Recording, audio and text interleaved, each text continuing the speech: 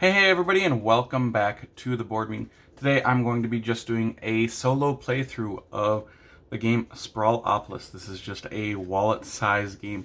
It only comes with 18 cards and a rulebook. Very simple game, but very fun in my opinion. We'll do a quick solo playthrough. This is a very fast game too, and pretty simple. And in this game you have 18 different cards, and on the front it will have 4 different blocks on it. And on these blocks you will have parks, industrial, commercial, and residential. And on the back side will be goal cards. Now we will only be using 3 of these goal cards, and the rest will be used for our city. So let's quick shuffle this up quick and reveal our 3 goals that we have to do.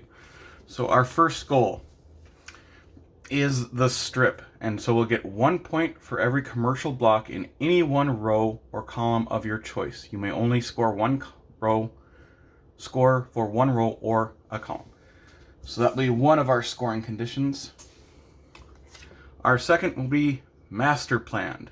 Subtract the number of blocks in your largest industrial group from the number of blocks in your largest residential group. Score that many points. So we're going to want to build a big residential grouping together. And our final goal is the burbs, and we're going to get 1 point for every park block adjacent to my largest group of residential blocks, and -2 points for any industrial block adjacent to your largest group of residential blocks. And this actually works pretty good with our last one. So that worked out decently. Let's put these up here. And then we are going to draw 3 of these, and we put out 1 as our starting city tile. Now the game rules of how we place our city tiles are pretty simple. You are just going to be picking one of these 3 that are available to you currently and putting it down somewhere on the city. And the rules for placement are you have to at least have 1 edge touching another edge. You can place this anywhere you want. You can rotate it upside down, but you cannot put it vertically like this. They have to remain horizontal. I can overlap cards. I can overlap somewhat, or else I can just put it as long as one face is touching another face. Any way that I want to put it. But I am going to want to connect probably roads together, and remember our goals up here. How we will score points at the end of the game: we will add up all of our points from our goals. We will add up all points from our largest block of each of these 4 different regions. Like there's a block of 2 parks, so we'll score 2 points for that.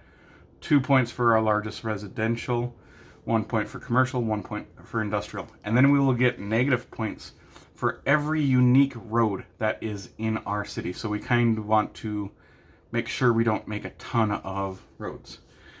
And how we compare our points to is these goal cards, actually.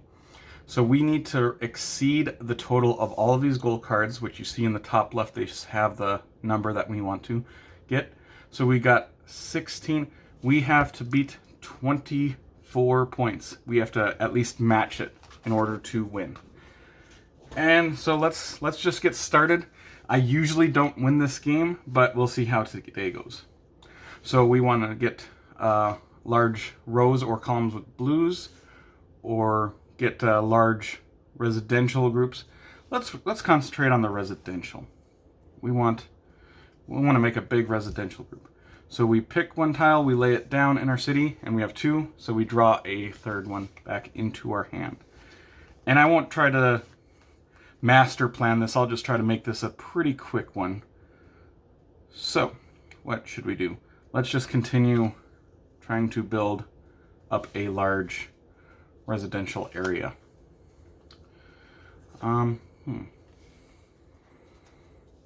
Yep, let's continue doing this.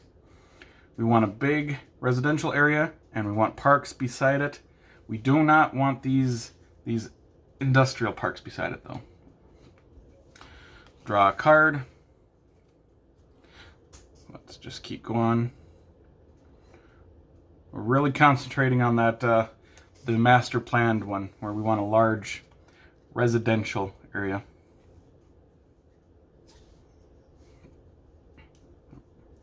Let's overlap that one. And I'll just try to build my city in our circumference that we have down here, so I don't have to move too much stuff. Let's put this down here. Just drawing new card. Let's overlap this one so we can get rid of that industrial area right there. We are really heavily concentrating on this one. We'll see how this works out. I should say I usually lose this game, but maybe we can have a little different result this time.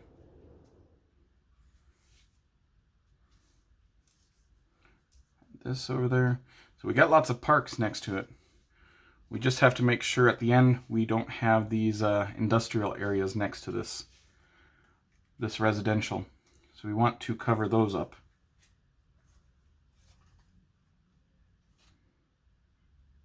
And we'll do that with this one right here. Drawing a third one. We have not been concentrating on this one at all. Our largest rows got 2, and our largest columns only got 2 as well. But that's kind of how this game is. If sometimes you just concentrate on one goal instead of the other ones. Which we definitely have been concentrating not on the strip on this one. We'll put this up there. Let's move these goal cards to right here, since we've built more vertically than we have horizontally in this game. And we only have 4 cards left to play, so you can see it is a very, very fast game. It is a game I highly recommend. It's very addicting.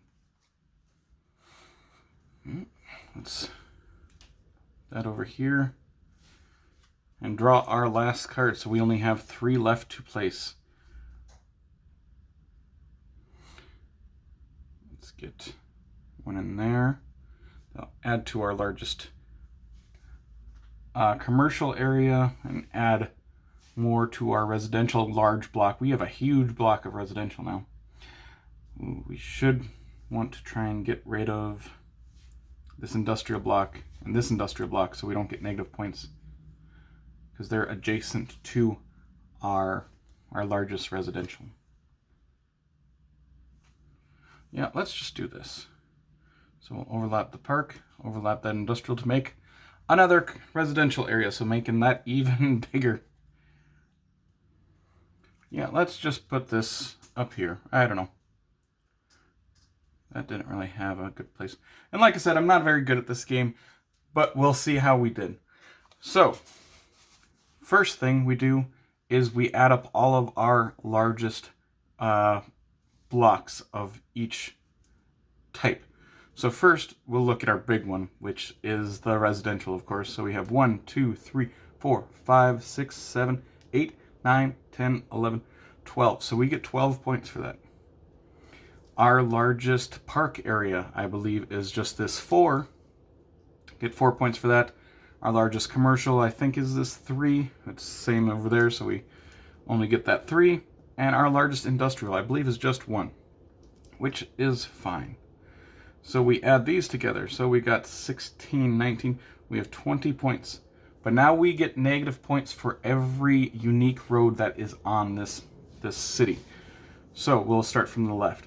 We got 1, 2, 3, 4, 5, 6, 7, 8, 9, 10. So you can see you get lots of negative points from roads.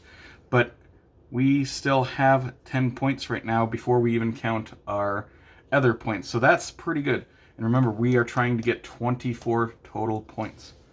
So first, we will look at the strip. So 1 point for every commercial block in any one row or column of our choice. And I think our highest is just this row that's got 3. So we just get 3 more points for that.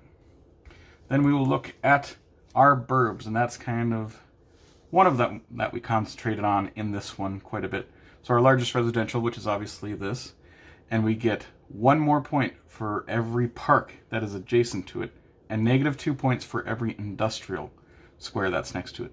So right here we got 1, 2, 3, 4, 5, 6, 7, 8, 9. 9 more points minus the 2 for this. So 7 more points.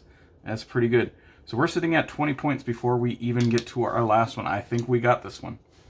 So we're going to get our largest area of our residential, which was 12 squares, remember, minus 2 for our largest industrial.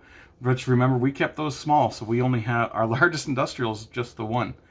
So it's 12 minus 1, so we got 11 points for that. So we actually crushed this. We got 13, 20, 31 points.